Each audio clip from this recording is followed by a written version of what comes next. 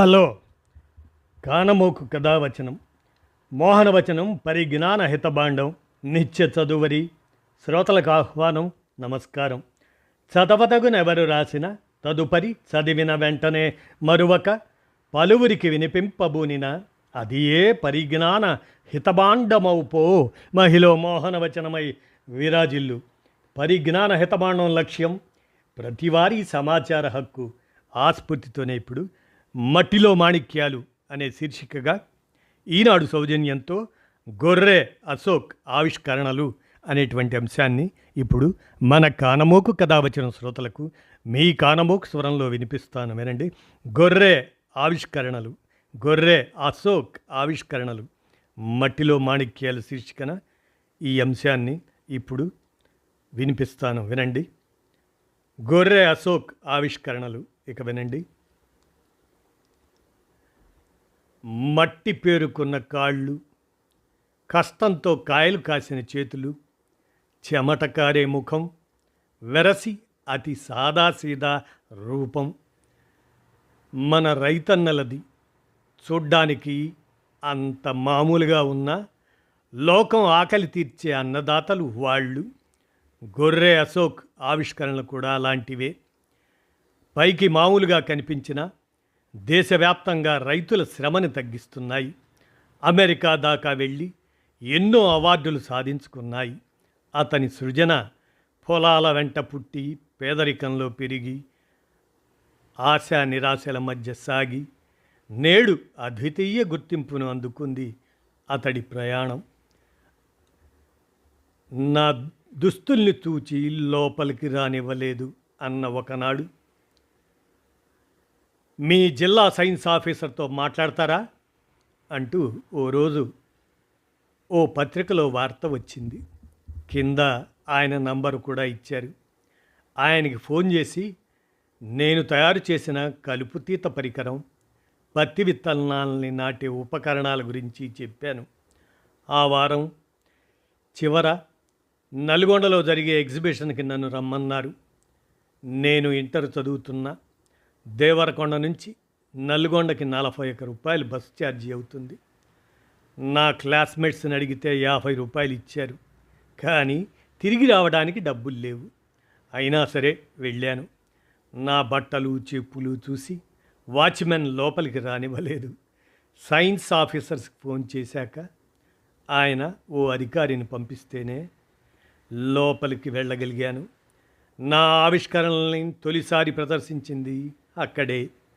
వాటిని కలెక్టర్ కూడా మెచ్చుకున్నా నా మనసంతా ఆ రోజు తిరుగు ఛార్జీలకు ఏం చేయాలబ్బా అన్న దానిపైనే ఉంది. నేను ఊహించని విధంగా ఆ ప్రదర్శనలో నాకే ఫస్ట్ ప్రైజ్ వచ్చింది. 41 రూపాయల ఛార్జీల కోసం ఎదురుచూసిన నాకు 4000 రూపాయలు ఇచ్చారు. 2019లో నా 16 ఏళ్లప్పుడు నాకు నా పరికరాలకు దక్కిన తొలి గుర్తింపు అది. మా ఊరి పేరు అంజలీపురం, సూర్యాపేట జిల్లా హుజూర్ నగర్ మండలంలో ఉంటుంది. నాన్న నాగరాజు సన్నకారు రైతు. మాకున్న 4 ఎకరాల పొలంలో ఆయనతో పాటు అమ్మ, అన్నయ్య, అక్కయ్య అందరం కష్టపడేవాళ్ళం. మాది మెట్ట ప్రాంతం కాబట్టి వరి తక్కువగా, పత్తి, మిరప, కందుల్లాంటివి ఎక్కువగా వేసేవాళ్ళం. వ్యవసాయ కూలీలకు జీతాలిచ్చే స్తోమత లేదు మాకు. వరిచేలో కలుపు తీయటం చాలా కష్టంగా ఉండేది. పత్తి, కంది లాంటి వాటికి ఎకరాకి కనీసం 1400 రూపాయలన్నా ఇవ్వాల్సి వచ్చేది. విత్తనాలు నాటాలన్నా ఆ పనుల కోసం పొలంలో వంగి లేస్తూ మా అమ్మ పడే కష్టాన్ని తీర్చేందుకే ఓ పరికరాన్ని కనిపెట్టాలనుకున్నాను. వృధాగా పడి ఉన్న సైకిల్ రాడ్లు, స్ప్రింగులతో ప్రయోగాలు మొదలుపెట్టాను. 2 ఏళ్ల పాటు నాకు వేరే ధ్యాసే లేదు. తప్పదు కాబట్టి 10వ తరగతి పరీక్షలు రాశాను, అంతే. 2 ఏళ్లలోనే వరి కలుపు తీతకి, పత్తి విత్తనాల నాటుకి ప్రత్యేక పరికరాలను రూపొందించాను. వాటిని చూసే దేవరకొండలోని ఓ ప్రైవేట్ జూనియర్ కాలేజీలో అగ్రికల్చర్ వొకేషనల్ కోర్సులో ఉచితంగా సీట్ ఇచ్చారు. ఇంటర్ ఫస్ట్ ఇయర్లో నల్గొండ సైన్స్ ప్రదర్శనలో విజయం సాధించాక కోల్కత్తాలో ఓ పెద్ద అవకాశం తలుపు తట్టింది. కేంద్ర శాస్త్ర సాంకేతిక శాఖ నిర్వహించిన భారీ ప్రదర్శన అది. ఐఐటీలు, పేరున్న ఇంజనీరింగ్ కాలేజీల నుంచి విద్యార్థులు బృందాలుగా తమ ఎగ్జిబిట్లను పెట్టారు. అందులో అందరూ కోట్లు, సూట్లలోనే ఉన్నారు. పాత దుస్తులు, రబ్బరు చెప్పులతో ఉన్న నన్ను చూసి ముఖం చిట్లించారు. అందుకేనేమో 2 రోజుల పాటు నా ఆవిష్కరణల దగ్గరికి ఎవ్వరూ రాలేదు. 3వ రోజు అటువైపుగా వెళ్తున్న ఓ పెద్దాయన్ని వచ్చి రాని నా ఇంగ్లీష్తో పిలిచి నా పరికరాలను చూపించాను. ఆయన గుడ్ అని వెళ్ళి 20 మంది ప్రొఫెసర్లను వెంటబెట్టుకొచ్చారు. ఆ పెద్దాయన IIT Kharagpur director V K Tiwari అని తర్వాతే తెలిసింది.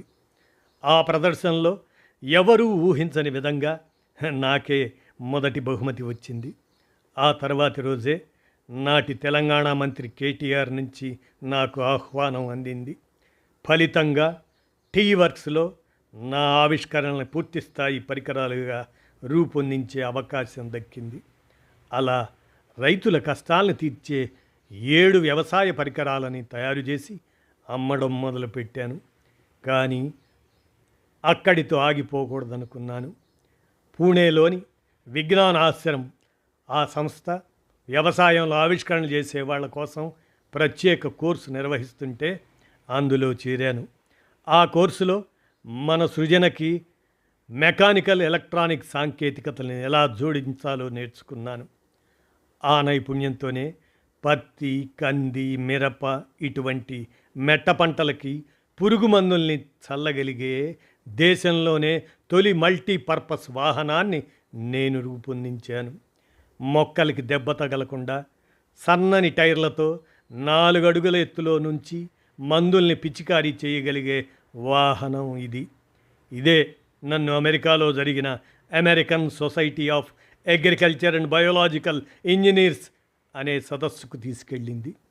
ఆ ప్రేరణతోనే రూరల్ రైజ్ అగ్రినరీ స్టార్టప్ను ప్రారంభించి ఇప్పటిదాకా 5,000 పరికరాలను విక్రయించాను.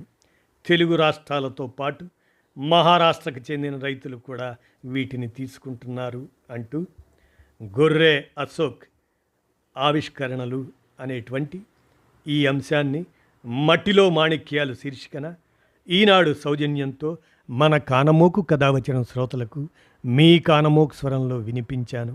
విన్నారుగా. ధన్యవాదాలు.